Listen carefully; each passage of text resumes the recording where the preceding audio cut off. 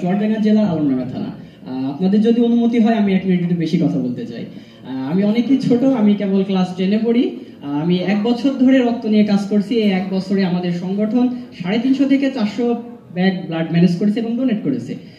আমরা এই জিনিসটা নিয়ে অনেক বেশি ভাবি যে এখন তো না আমরা ব্লাড ম্যানেজ করছি, ভবিষ্যতেও বিষয়টা এরকমই হবে। আমরা ক্যাম্প করব, আমাদের কাছে নতুন ডোনার আসবে, সেই ডোনারকে নিয়ে আমরা আবার ডোনেট করাবো। যখন আমাদের নেক্সট জেনারেশন আসবে তখন ওরা কিন্তু এই সেম কাজটাই করবে, তাহলে এই জিনিসটা চলিত থাকবে। আর এটা অনেক বেশি ব্যয়বহুল হয়, দেখা যাচ্ছে অনেক সময় আমাদের কাছে স্পন্সর থাকে না, এই জন্য আমরা করতে পারি না। নেক্সট জেনারেশন যদি এটাই করে তাহলে আমরা তাদের জন্য কি করে থেকে গেলাম। এটাকে প্ল্যান করে আমরা একটি উদ্যোগ নিয়েছি। সেই উদ্যোগটা হচ্ছে আমরা একটা ওয়েবসাইট বানাচ্ছি, নির্বাণ গোষ্ঠী নামে একটা ওয়েবসাইট হবে। ওয়েবসাইটটা আমাদের রেডি হয়ে গেছে, আমরা হয়তো খুব শীঘ্রই ওয়েবসাইট নিয়ে কাজ শুরু করে দেবো। ওয়েবসাইট হবে এরকম, কিছু উদাহরণ দিই। যেমন আমাদের দারাজ তো আমরা সবাই চিনি, তাই না? দারাজে যখন আমরা যাই তখন আমরা সব পণ্য ওখানে পেয়ে যাই। সে আমরা বাংলাদেশের যেই প্রান্তই থাকি আমাদের কাছে পণ্যটা চলে আসে বা পণ্যটা আমরা পেয়ে যাই। তো সেম ওইভাবে আমরা একটা ওয়েবসাইট বানাচ্ছি, যে ওয়েবসাইটে হয়তো আমাদের 5 বছর বা 10 বছর লাগবে, ইনশাল্লাহ একদিন আমরা পূরণ করব।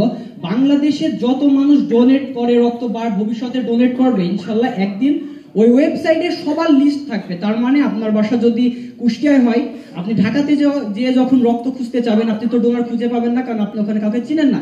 কিন্তু ইনশাল্লাহ ওই ওয়েবসাইটের মাধ্যমে ঢাকার প্রত্যেকটা রক্তের ডোনার আপনার সাথে থাকবে। এবং এই ছাড়া আমরা আরেকটা উদ্যোগ নিয়েছি, প্লিজ আমি আর বেশি কথা বলতে চাই। সেটা হচ্ছে যে এছাড়াও আমরা একটা উদ্যোগ নিয়েছি। দেখা যায় যে অনেক সময় এমার্জেন্সি যারা ভাইরা রক্ত কাজ করে, সবাই জানেন যে এমার্জেন্সি টাইমে আমাদের রক্ত ম্যানেজ করানো টাফ হয়ে যায়। তো কোনটা এমার্জেন্সি আর কোনটা এমার্জেন্সি না, এটার ভিতরে আমাদের একটা পার্থক্য আনতে হবে।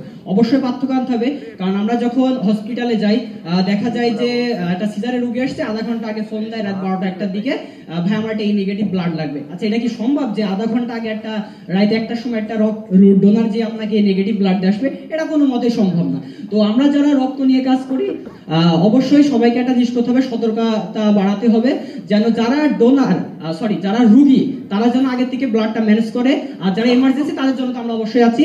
আর আমাদের এই উদ্যোগ, সবাইকে ধন্যবাদ। নির্বাণ গোষ্ঠীর পক্ষ থেকে সবাইকে শুভেচ্ছা।